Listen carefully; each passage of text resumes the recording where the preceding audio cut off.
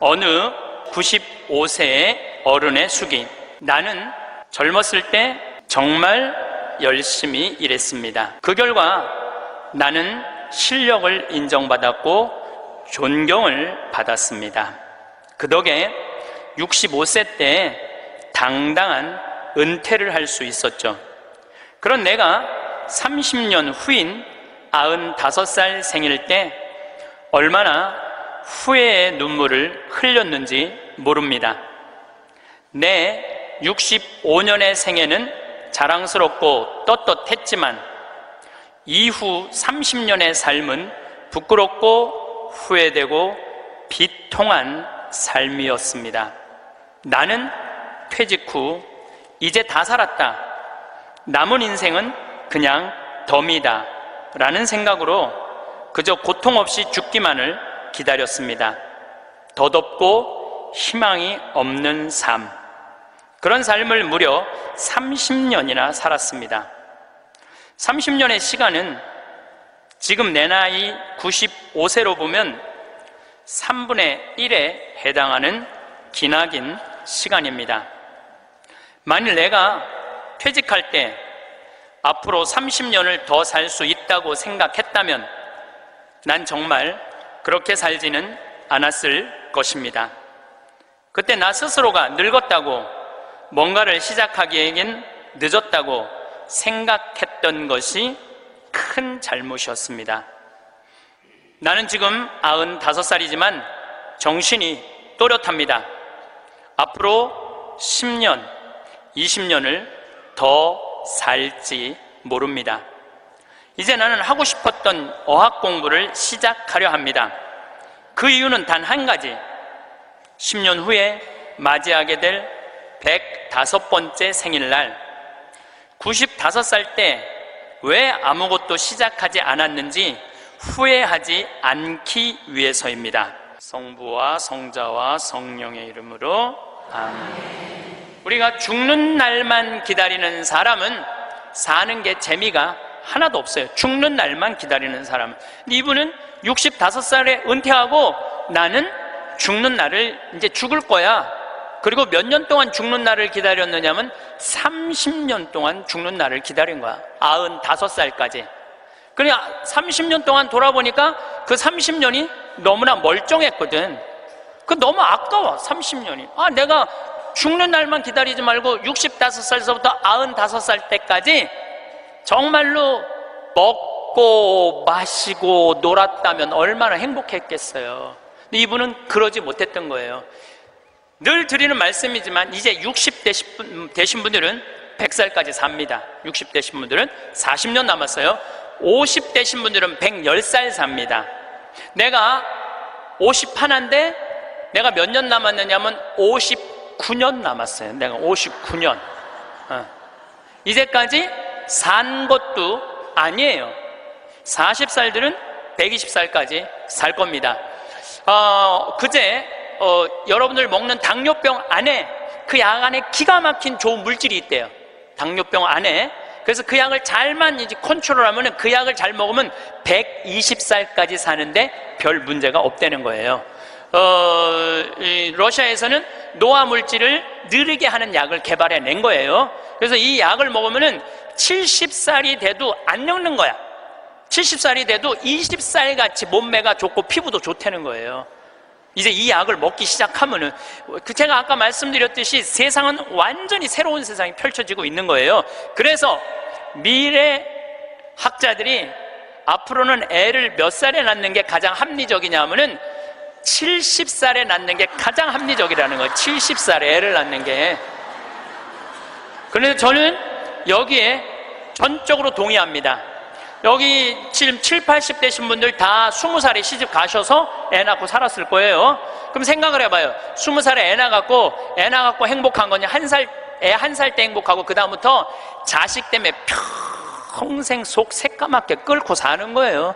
여기 있는 분들 말을 안 해서 그렇지 얘기해보면은요, 지금 평생 자식 때문에 속 썩고 사는 분들 많을 거예요.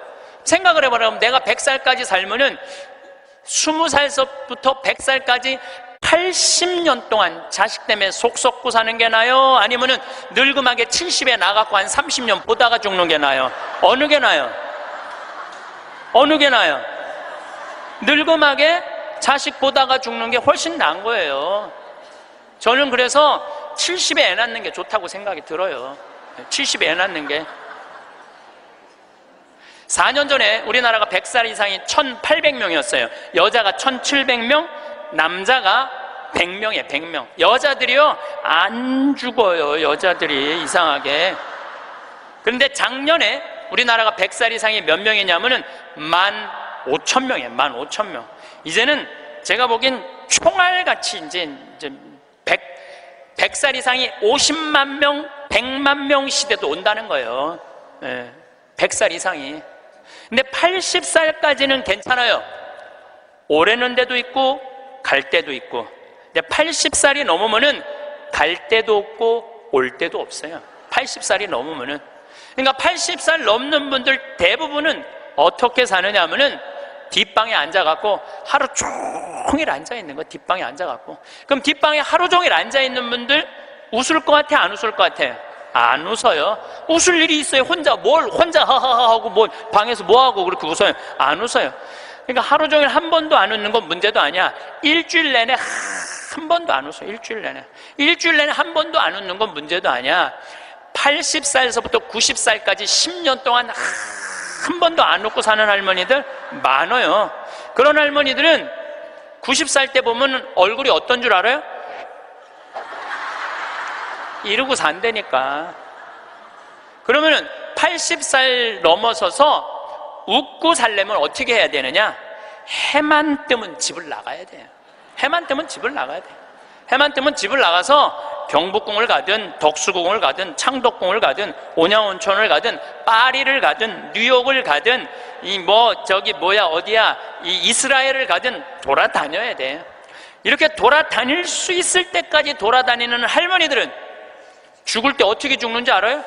지쳐서 죽는다니까. 지쳐서. 95살 때쯤에 나는 힘들어서 도저히 못 살겠다, 나는 이제 죽어야 되겠다 라고 지쳐서 죽는다니까. 죽을 땐 지쳐서 죽어야 돼요. 근데 어떤 분이 자기도 미치냐면 자식도 미치게 하는 분이 어떤 분이냐면은 80살에서부터 90살까지 돈 쓰는 거 무서워갖고 한 번도 바깥에 안 나가는 사람들. 이런 사람들은 10년 동안 안 움직이면요 허벅지에 뼈밖에 없어요. 근육이 하나도 없어요. 이분들은 90살에 할 수 있는 일은 딱 한 가지예요. 누워서 똥오줌 싸는 거예요. 90살에 똥오줌을 싸기 시작하면요 삶의 질은 완전히 바닥으로 떨어지는 거예요. 싸는 본인도 힘들고 치는 자식들도 힘든 거예요. 생각을 해봐요. 여러분들 90살이 싸는 똥이랑 1살이 싸는 똥이 같아? 이건 달라요. 1살이 싸는 똥은 향이라도 나지. 향이라도 나요. 90살이 싸는 똥은 서로 못 견디는 거예요. 여러분들이 자식한테 줄 수 있는 최고의 선물은 뭔 줄 아세요? 내 발로 마지막까지 화장실 가 주는 게 자식한테 줄 수 있는 마지막 선물이에요. 그러려면 어떻게 해야 돼? 나가야 돼. 무조건 돌아다녀야 돼요. 무슨 돈으로? 집 잡혀서 돌아다녀요. 집 잡혀서 돌아다니세요. 자식한테 물려줄 생각하지 말고. 여러분들이 만약에 70살에 다 살았다고 생각하고 자식들한테 재산을 물려주는 순간 여러분들은 자식 잃어버리고 재산 잃어버리고 인생 잃어버리는 거예요. 여러분들 70살에 자식들한테 재산 주면은 자식이 계속 찾아오고 용돈 주고 찾아와요? 안 찾아와요? 용돈도 안 주고요 찾아오지도 않아요. 그래서 이번 10월 2일 날 노인의 날 무슨 법이 발효가 됐느냐면 불효자 방지법이 발의가 됐어요. 불효자 방지법. 불효자 방지법이 뭐냐면은 내가 재산 주고 다 줬는데 집도 줬는데 자식이 용돈도 안 주고 찾아오지도 않으면은 내가 준 재산, 내가 준 집을 다시 찾아올 수 있는 법 아니에요. 예, 그냥 다시 찾아올 수 있는 거. 넌 용돈도 안 주고 나 책임도 안 지니까 원래 내 자산이니까 내 다시 갖고 올게. 그런데 70살이 넘어서 법원에 다시 준 재산 찾아오겠다고 법원에 소송 걸 수 있는 할머니들이 몇 명이나 될 것 같아요? 그냥 참고 사는 거예요. 참고, 속은 새카맣게 참고 사는 거야. 그러니까 가만히 보니까 만만한 게 나야, 나. 예, 왜냐하면은 저 신부님한테 찾아가면 저 신부님은 나를 받아줄 것 같은 생각이 드는 거지. 그러니까 나한테 70살 넘은 분들이요, 전화해갖고요, 신부님 사정 얘기 다 해요. 나 자식들한테 재산 주고 다 줬는데 자식들 박사 사업하고 잘 사는데 나 찾아오지도 않는다고. 그런데 나 너무 멀쩡하다고, 나 아직도 건강하다고, 나 평창에 가고 설거지도 할 수 있고 빨래도 할 수 있고 다 할 수 있다는 거예요. 청소도 할 수 있고. 그래서 나 신부님하고 같이 살고 싶다는 그런 분들 많아. 요즘 나하고 살자는 여자가 너무 많아.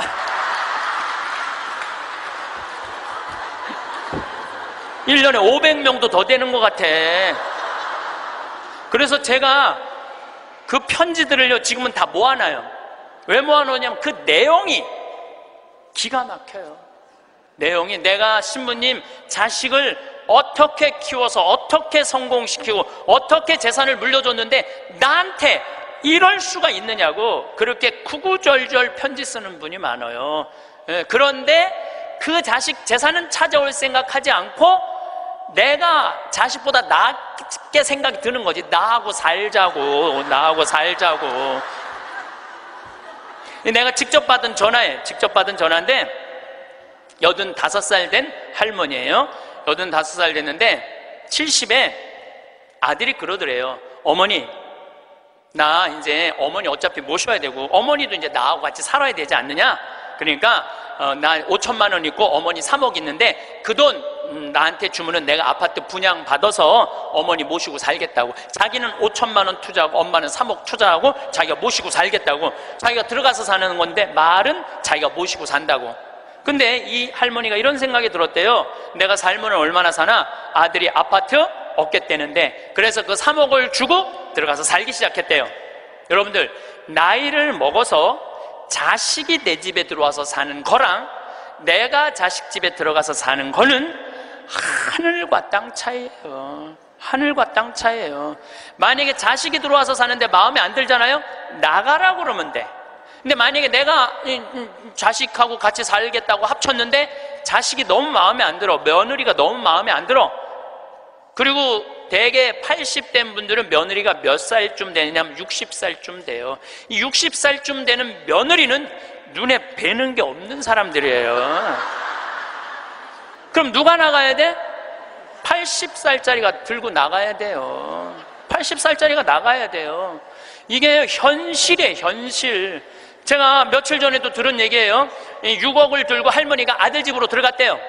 아들 집으로 6억을 들고 들어가든 60억을 들고 들어가든 그건 아무 상관이 없어요. 자식 집에 들어가서 사느냐 안 사느냐, 그게 중요한 거예요. 그런데 6억을 들고 들어갔는데 냉장고에 있는 사과도 마음대로 못 먹겠더라는 거예요. 왜냐하면 이거 혹시 며느리가 손자 주려고 갖다 놓은 거 아닌가. 그래서 전화를 했는데요. 얘야, 나 이거 먹어도 되느냐고. 왜 그러고 사느냐 이거예요. 그냥 혼자 편안하게 6억짜리면은 3억짜리 아파트 가고 3억은 은행에다 넣어놓고 한 달에 100만 원만 써도 30년을 먹고 살 수 있는데 왜 그렇게 사느냐 이거예요. 그리고 이제 여러분들의 인생의 주인공은 누구냐면 여러분들이에요.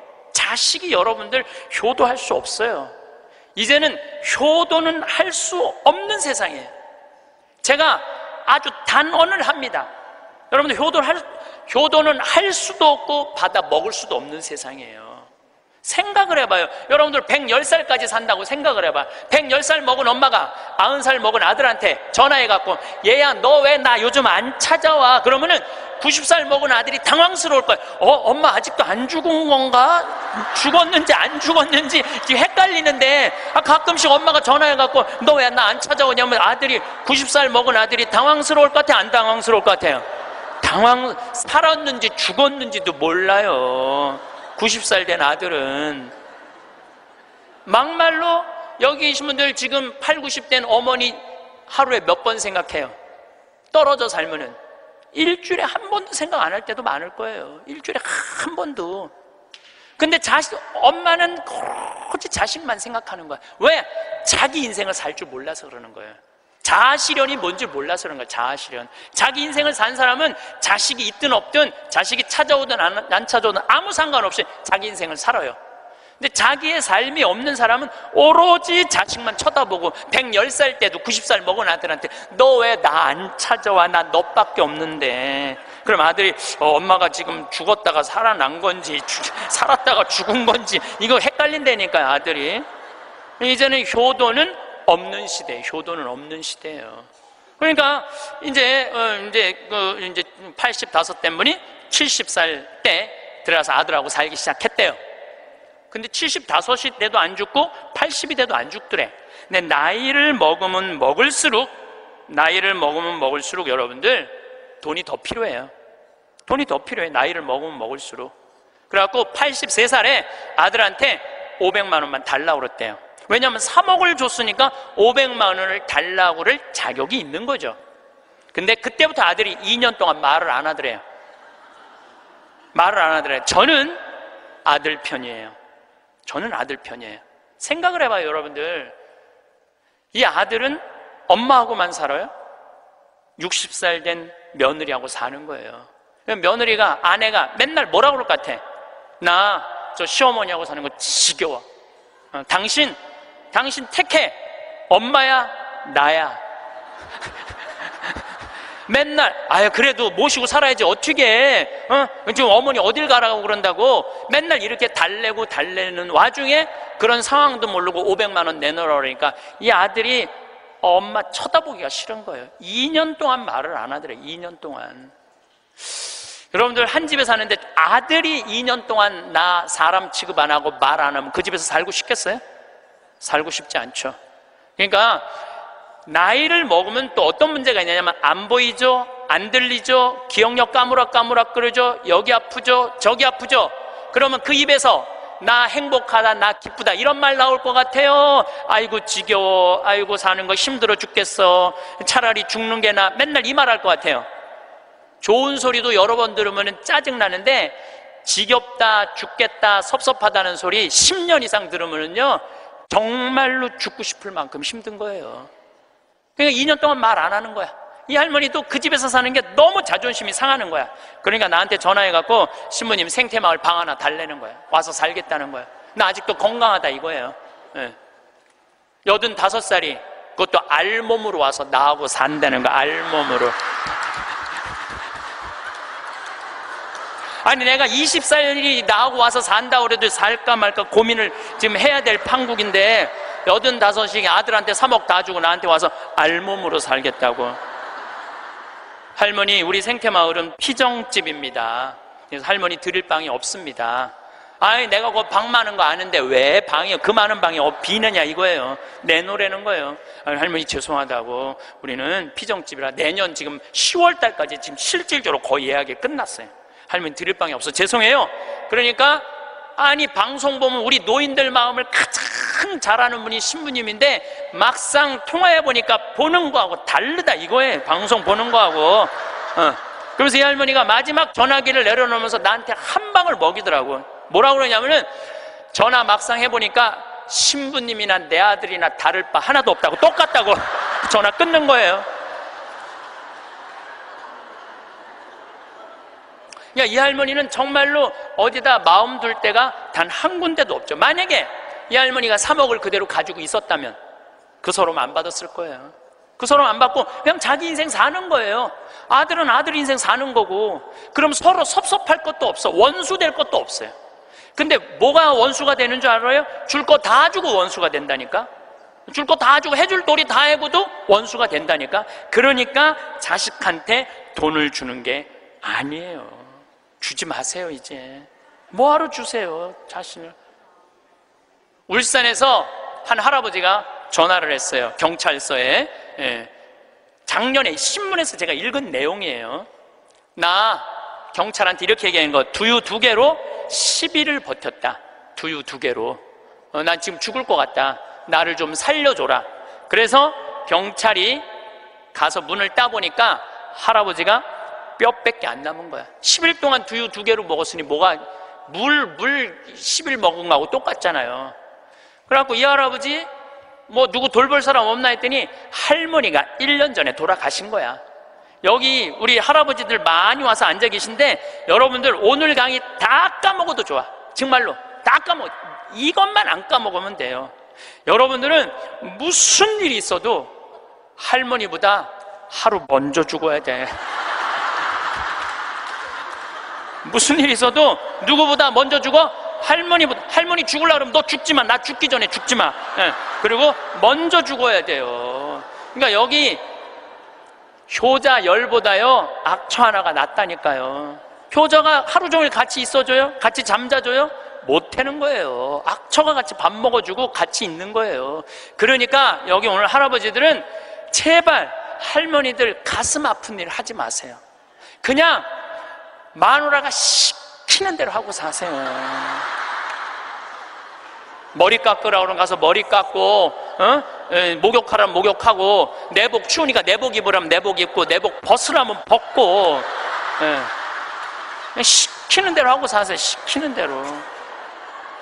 근데 이 할머니가 1년 전에 돌아가신 거예요. 어떤 금술 좋은 할머니하고 할아버지하고 한 집에 살았어요. 근데 그날 오후 따라 할머니하고 할아버지하고 목욕을 깨끗하게 했어, 둘이서. 그리고 저녁을 맛있게 차려 먹었어. 그리고 저녁에 침대에 누웠는데 할머니가 옛날 생각이 나는 거야. 할아버지를 툭툭 치면서 여보 영감, 이렇게 깨끗이 씻고 맛있게 먹고 이렇게 침대에 누우니까 우리 신혼 생각난다. 당신 생각나? 신혼 때 당신 이렇게 냉랭하지 않았어. 당신 신혼 때 잘 때 내 손 꼭 잡아주던 거 생각나 안 나? 딱 그런 거예요. 할아버지 가만히 생각해보니까 손을 잡아줘야 될 것 같은 거야. 그래서 할머니 손을 싹 잡았어요. 그랬더니 할머니가 여보 영감, 당신이 내 손 잡아주니까 너무 행복하다. 근데 당신 생각나? 당신 신혼 때 이렇게 내 손 잡는 걸로 끝내지 않았어. 당신 잘 때마다 꼭 내 볼에 뽀뽀해주던 거 생각나 안 나? 딱 그런 거예요. 생각해보니까 뽀뽀도 해줘야 될 것 같은 거야. 그래서 할아버지가 할머니 손을 쫙 잡은 상태에서 고개를 돌려서 뽀뽀를 쪽 해줬어요. 근데 할머니가 너무 여보 영감, 당신이 내 볼에 뽀뽀해주니까 나 세댁된 기분이야. 너무 행복하다. 여보 영감 너무 고마워. 근데 여보 영감, 당신 생각나?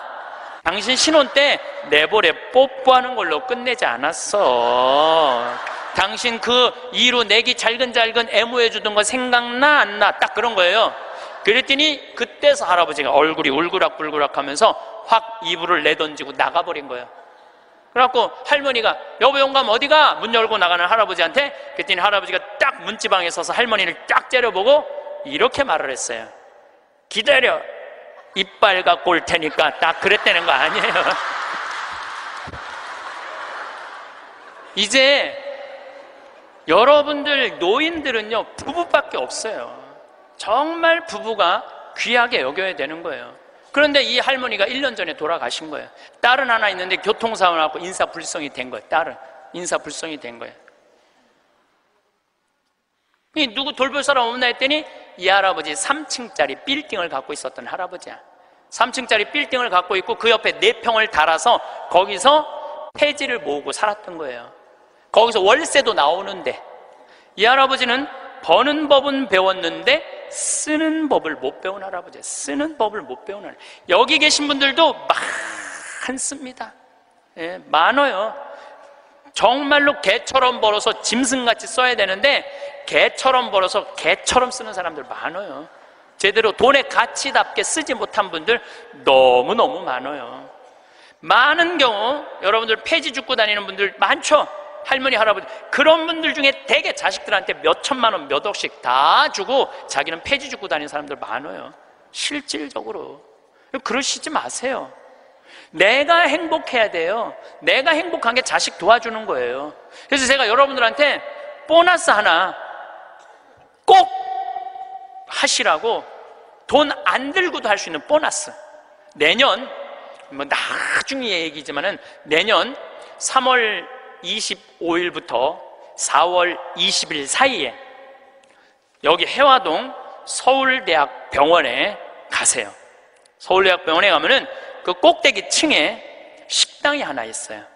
그 식당에 가서 비싼 거 시키지 마세요. 쟁반짜장도 팔더라고요. 그럼 3명이 갖고 쟁반짜장 15,000원짜리 시키면은 셋이서 충분히 먹어. 거기서 한 11시 반쯤에 가세요. 괜히 12시 막 그 의사들 막 직원들 올라올 때 그때 가서 먹지 말고 미리 한 11시 반쯤에 가서 거기 가서 쟁반 짜장을 드세요. 왜 거기서 쟁반 짜장을 먹으라고 말씀드리느냐 하면은 거기서 보이는 경치가 경복궁, 창덕궁, 창경궁, 비원, 청와대까지 다 보이는데 막 새순이 막 돋아날 때 그 경치가요 너무 멋있어요. 나도 서울대병원에 이제 1년에 한 번씩 강의를 가는데 거기서 식사 대접을 받았는데 거기서 밥을 먹는데 이렇게 내려다 보니까요 조선 27대 왕 부럽지 않더라고요. 거기서 아니 어떤 왕이 거기서 내려다보고 밥을 먹는 사람이 어딨어. 꼭 기억하셨다가 내년에는 돈 드는 게 아니야. 그냥 전철 타고 가서 그냥 들고 올라가서 몸빼바지 입지 말고 그날은 좀 럭셔리하게 입고 그날은 좀 럭셔리하게 입고 내려다 보세요. 얼마나 아름다운가. 조선의 왕궁이 얼마나 멋있는가. 돈 안 들고도 볼 수 있는가. 정말 그런 데가 없어 세상에. 그런 데 가세요. 그리고 우리나라는 그렇게 멋있는 데가 너무 많아요. 너무 많아요. 돈 많이 안 들고도 하루에 그저 5,000원, 10,000원만 들고 여기 춘천 막 벚꽃 필 때 전철 타고 춘천만 갔다 와도 얼마나 멋있어요. 나중에 하지 말고 제발 무슨 돈으로 집 잡혀서 나중에 하지 말고 제발 그렇게 좀 다녀오세요. 저는 이번에 남이섬을 2번을 갔다 왔어요. 남이섬을 2번을 갔다 왔는데 정말 멋있더라고요. 여러분들 내년 봄에 남이섬은 도시락 싸갖고 가도 되더라고. 도시락 이렇게 싸서 뭐 김밥 이렇게 싸갖고 마음 맞는 친구들이랑 갔다가 오세요. 매일 그렇게 다니세요. 그렇게 다녀봤자 하루에 뭐 5,000원, 10,000원밖에 안 돼. 신부님 그렇게 다 썼는데 그때도 안 죽으면 어떻게 해요? 걱정하지 마세요. 돈 다 썼는데도 그때도 안 죽으면 국가에서 용돈 20만 2,600원 나온다. 걱정하지 마세요. 그거 받아 쓰면 되죠. 뭘 걱정을 해요. 빚만 안 지면 돼. 근데 빚지는 것도 가만히 보면 나이 먹어서 빚지는 것도 본인이 빚지는 게 아니에요. 다 욕심 때문에 빚지는 거야. 자식 때문에 빚지는 거야.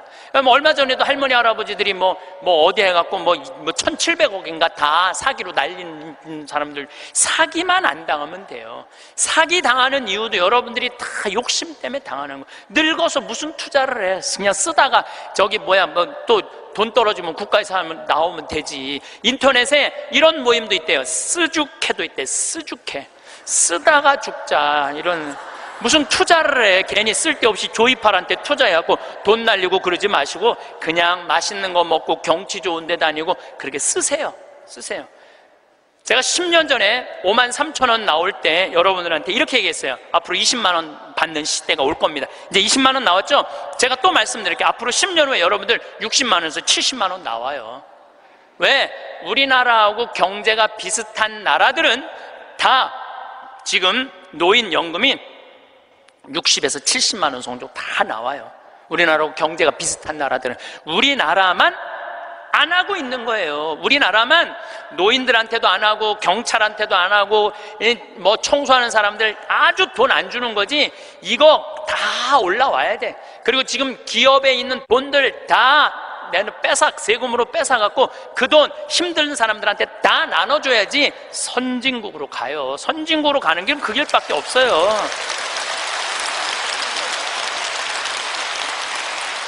미국은 가보니까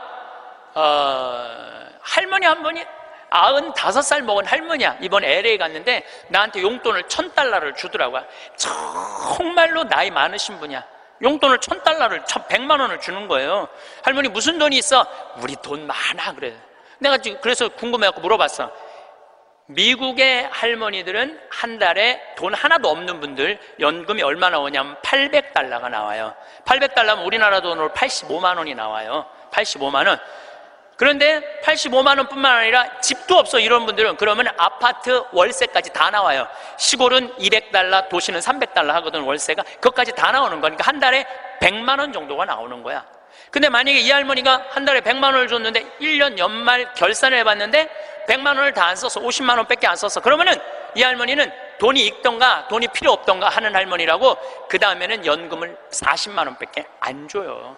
그래서 미국에 다녀보면 할머니들이요 그 돈 쓰려고 얼마나 돌아다니는지 몰라요. 그러니까 쓰죽해가 생기는 거야. 쓰다 죽자. 그냥 나한테 용돈도 $1,000씩 주는 거지. 내가 그 할머니한테 5년 전에도 나한테 만나서 그랬대요. 그래서 할머니 손을 잡고 할머니 내가 한 5년 후에 여기 또 올 것 같은데 그때 또 봐요. 그랬더니 그때는 좀 생각을 해봐야 될 것 같아 그러시더라고요. 100살 때는 생각을 해봐야 되겠다 이거죠. 3만 달러가 통장에 넘었으면요 연금을 안 줘요. 미국도. 그러니까 자기 통장에 3천만 원 밑으로 자꾸 만드는 거예요. 쓰라는 거예요. 근데 우리나라도 그렇게 갑니다. 분명히 그렇게 가요. 그리고 우리나라가 부정적인 요소도 많지만은 제 판단에는 앞으로 전 세계에서 가장 발전한 나라 중에 하나예요. 우리나라가. 그러니까 걱정하지 마세요. 예수님이 걱정하지 말라고 해도 뭘 이렇게 쓸데없는 걱정을 많이 하고 그래.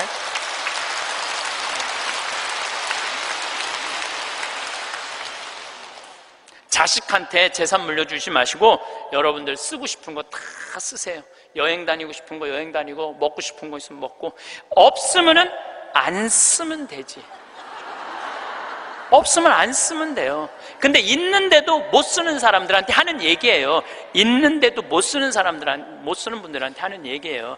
이제는 부모 자식 사이에 효도는 없어요. 아까도 말씀드렸지만 사랑밖에 없어요. 사랑만 남는 거예요. 부모 자식이 어렸을 때 얼마나 사랑했느냐 사랑하지 않느냐에 따라서 늙어서 자식이 찾아오느냐 찾아오지 않느냐가 결정되는 거예요. 나는 우리 어머니 아버지를 참 잘 만났어요. 참 좋은 어머니 좋은 아버지. 그 중에 어머니보다는 아버지를 잘 만난 것 같아요. 아버지를 뭐 어머니도 좋지만 아버지는 그거보다 훨씬 좋아요. 훨씬. 난 어렸을 때 아버지하고 매일 미꾸라지 잡으러 다니고 메뚜기 잡으러 다니고 도토리 밤 주스러 다녔던 기억이 참 많아요. 그리고 시험만 우리는 시험 못 봤다고 혼났던 적이 한 번도 없어. 그런데 어쨌든 시험만 끝나면 아버지가 짜장면을 사서 초등학교 때 우리는 항상 나는 한 달에 한 번은 아버지하고 짜장면을 먹으러 갔어요. 내가 2년 전에 우리 형이 둘이거든요. 형들한테 이제 무슨 같이 놀면서 나 어렸을 때 아버지가 시험 끝나면 꼭 짜장면을 사줬어. 나 막내라 그렇게 사줬던 것 같아. 그랬더니 형들이 그러는 거예요. 너도 먹었냐? 우리도 시험 끝나면 꼭 먹었는데? 그러더라고요. 생각해보니까 열받더라고요. 나는 한 달에 한 번 먹고 아버지는 한 달에 3번씩이나 먹었던 거 생각을 해보니까. 그러니까 어렸을 때 미꾸라지도 어떻게 잡았느냐면은 논에 보면 웅덩이 있죠? 옆에 거기 물 다 퍼내.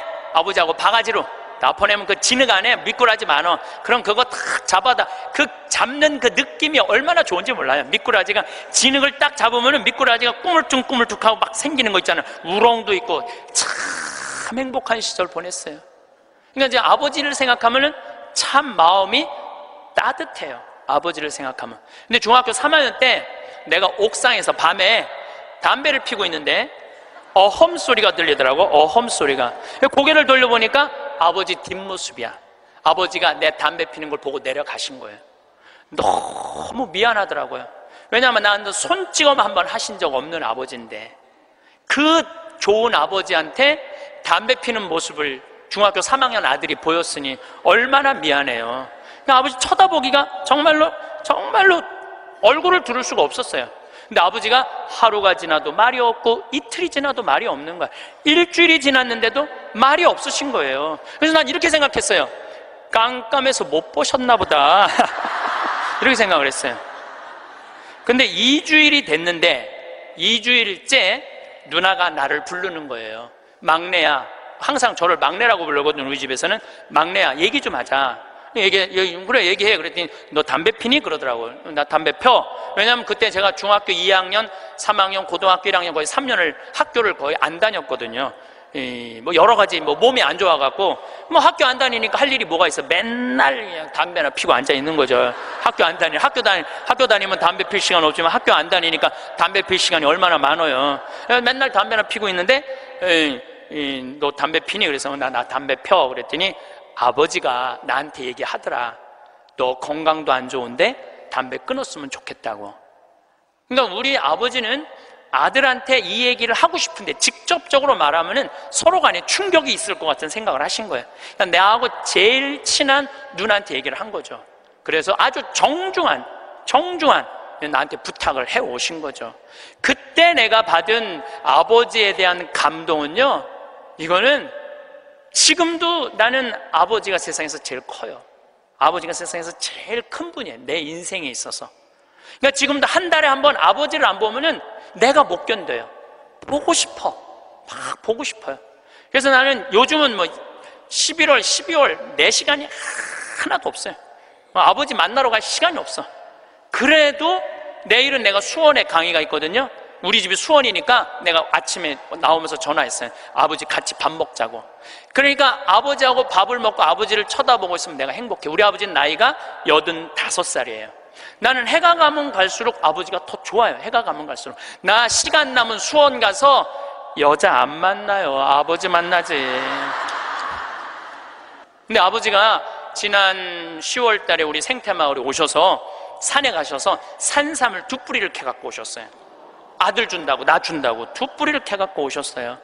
그런데 그런 거조차도 나는 오랫동안 기억에 남을 거예요. 우리 아버지는 지금 산에 가갖고 바위 틈에 그 꽃을 산삼 그거를 잎을 보셔갖고 그걸 캐갖고 이 손마디보다 약간 두꺼운 걸 2개를 캐갖고 오셨는데, 지금도 나는 아버지가 90살이 되든 95살이 되든 100살이 되든 아버지를 보고 싶은 마음은 변함이 없을 거라고 생각을 해요. 아버지를 보고 싶은 마음은. 왜냐하면 너무너무 사랑하니까.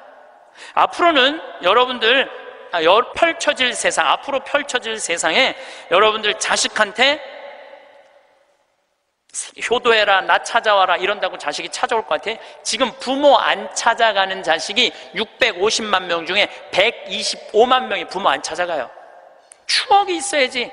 먹고 마시고 놀았던 기억이 있어야지.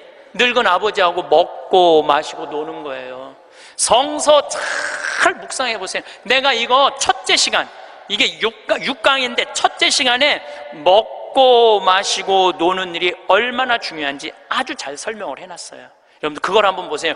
예수님이야말로 우리를 진정으로 사랑하는 우리 진정한 왕이야. 정말 왕이 백성이랑 먹고 마시고 놀잖아요. 그럼 백성의 속마음을 다 알아요. 백성을 위로할 수 있는 거예요. 그러니까 우리의 왕이야말로, 요즘 대림절 지내시죠? 우리의 왕이야말로 진정한 왕이에요. 우리랑 먹고 마시고 노니까. 왕이 나하고 먹고 마시고 놀면 여러분 가슴 설레지 않아요? 우리나라 지금 임금이, 우리나라 지금 대통령이 백성들하고 여러분들하고 매일 먹고 마시고 놀면서 여러분들 속사정 이해해 준다 그러면은 그 대통령한테 목숨 바칠 것 같아, 안 바칠 것 같아? 대통령이 나하고 지금 청와대에서 와갖고 여러분들하고 여기 명동에서 같이 매일 먹고 마시고 놀면 목숨 바칠 것 같아, 안 바칠 것 같아요?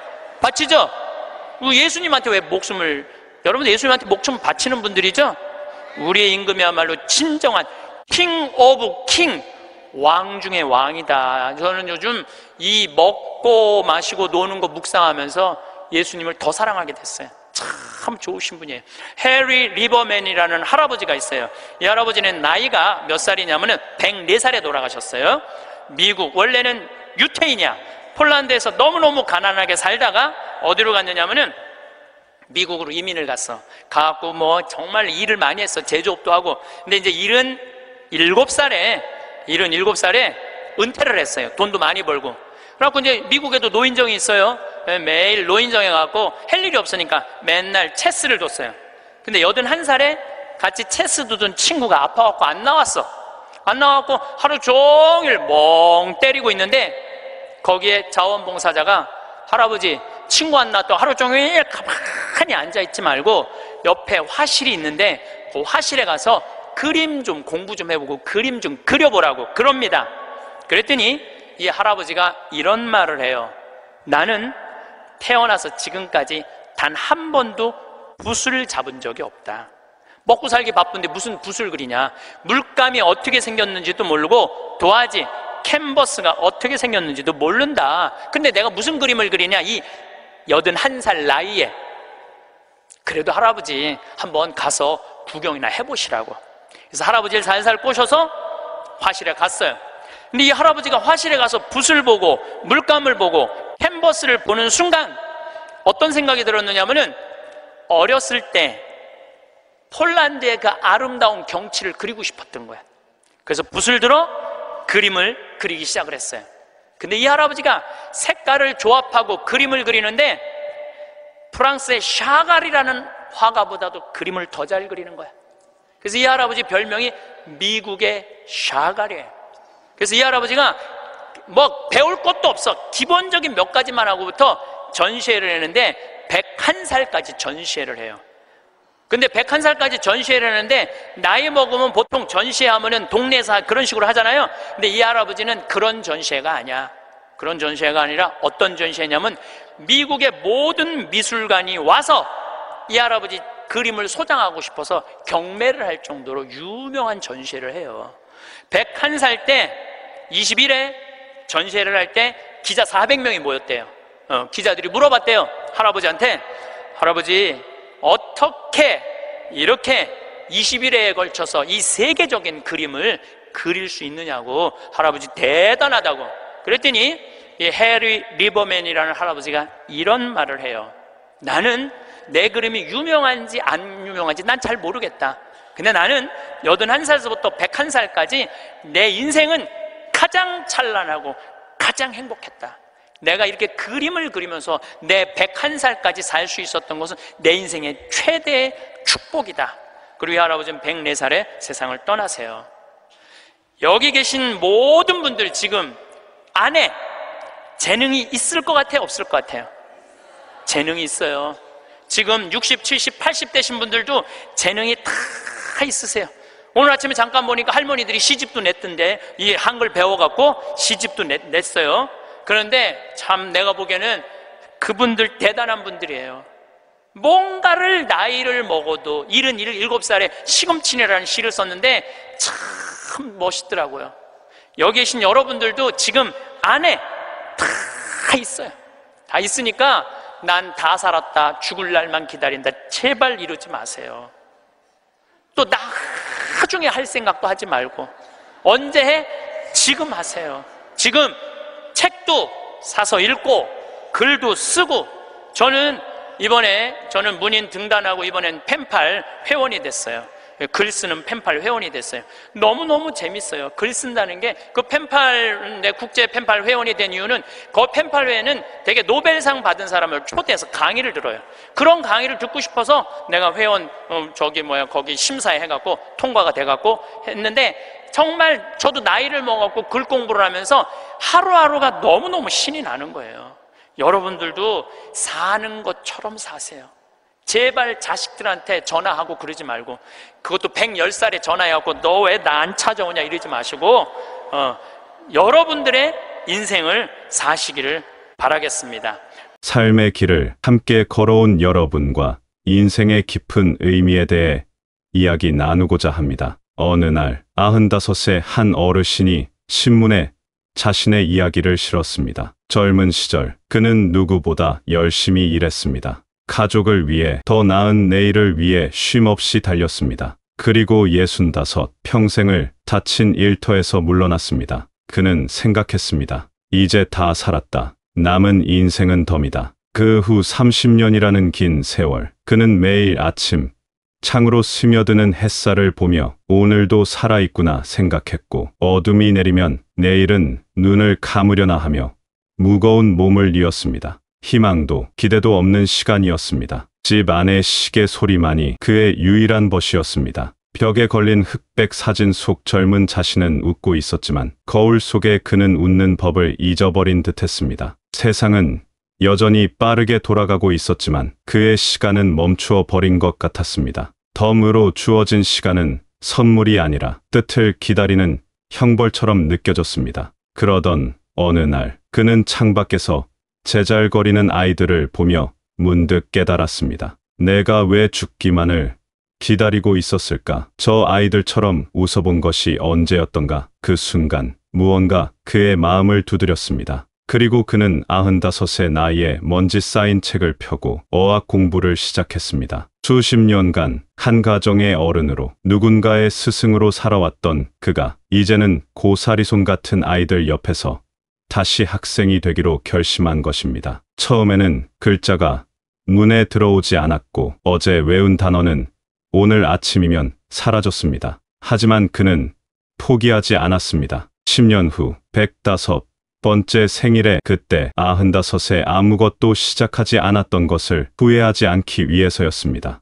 그것은 죽음 앞에서 보내는 마지막 투정이 아니라 삶을 향한 가장 뜨거운 고백이었으며 멈추었던 자신의 시간을 다시 흐르게 하려는 위대한 의지였습니다. 우리는 모두 시간의 흐름 속에 살고 있습니다. 하지만 시간의 길이는 중요하지 않습니다. 중요한 것은 그 시간을 어떻게 채워나가는가에 있습니다. 하루를 살아도 가슴 뛰는 설렘으로 채울 수 있고 10년을 살아도 공허한 한숨으로 흘려보낼 수도 있습니다. 이제 다 살았다고 생각하는 순간 우리의 영혼은 정말로 멈추어 버릴지도 모릅니다. 흐르지 않는 물이 이내 고여 생명력을 잃듯 우리의 삶도 움직이고 부딪히고 나아갈 때 비로소 생기로 가득 찹니다. 물론 젊은 시절처럼 날쌔게 움직일 수는 없을 것입니다. 무릎은 쑤시고 숨은 더 빨리 찰 것입니다. 하지만 활동이라는 것이 꼭 거창한 등산을 의미하는 것은 아닙니다.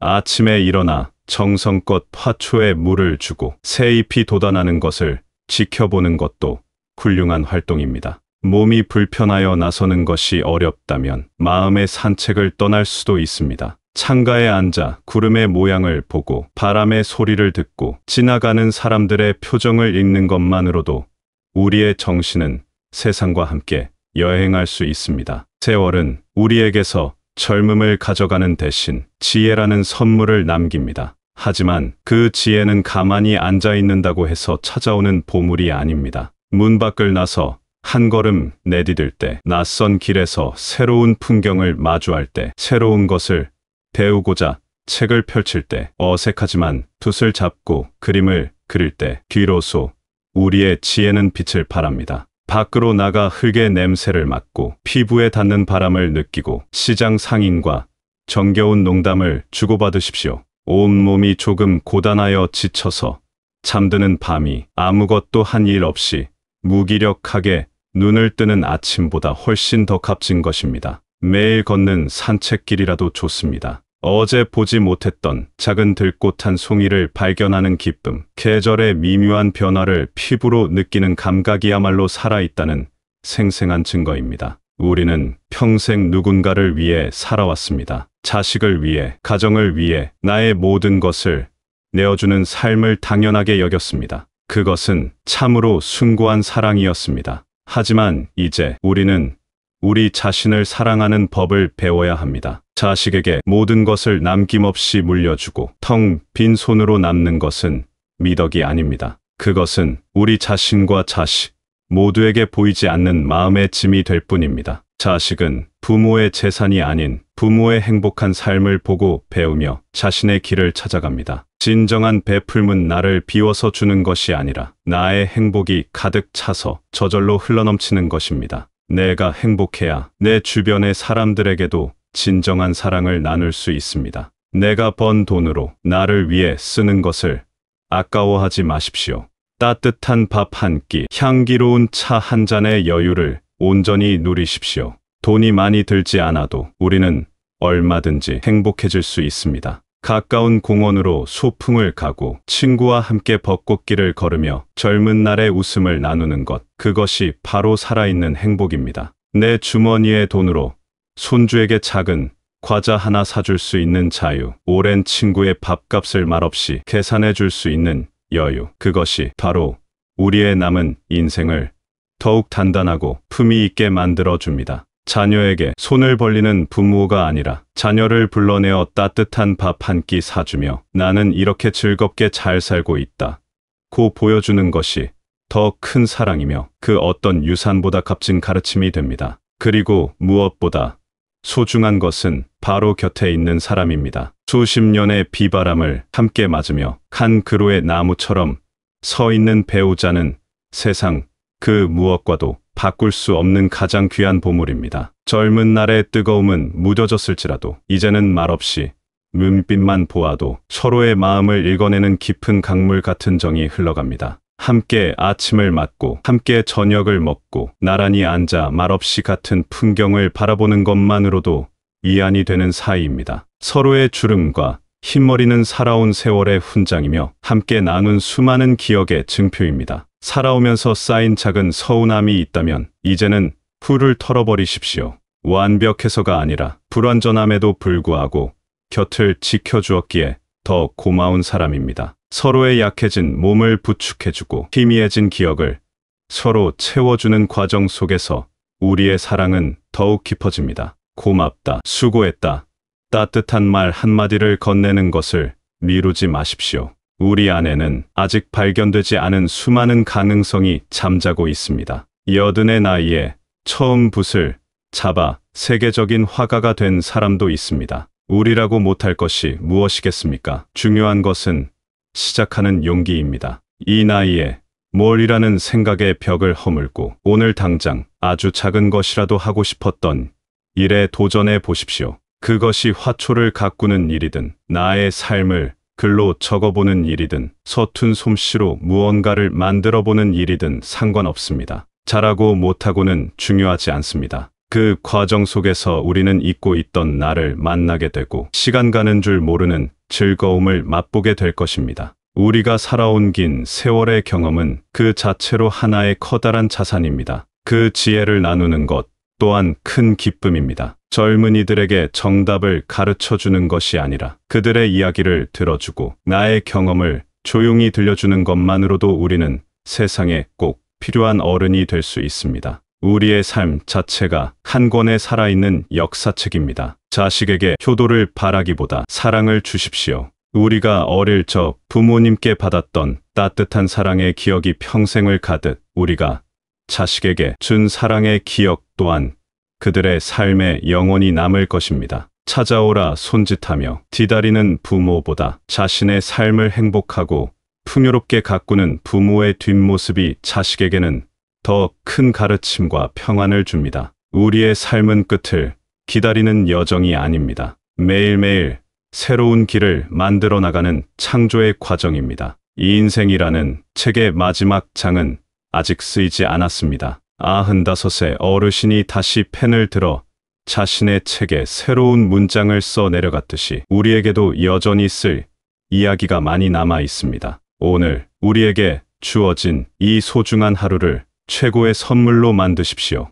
배우고, 움직이고, 사랑하고, 도전하며 온전히 나 자신으로 살아가는 기쁨을 누리시기를 진심으로 바랍니다. 그렇게 하루하루가 쌓여 우리의 삶은 마지막 순간까지 아름다운 이야기로 가득한 잘 익은 가을 열매처럼 풍성해질 것입니다.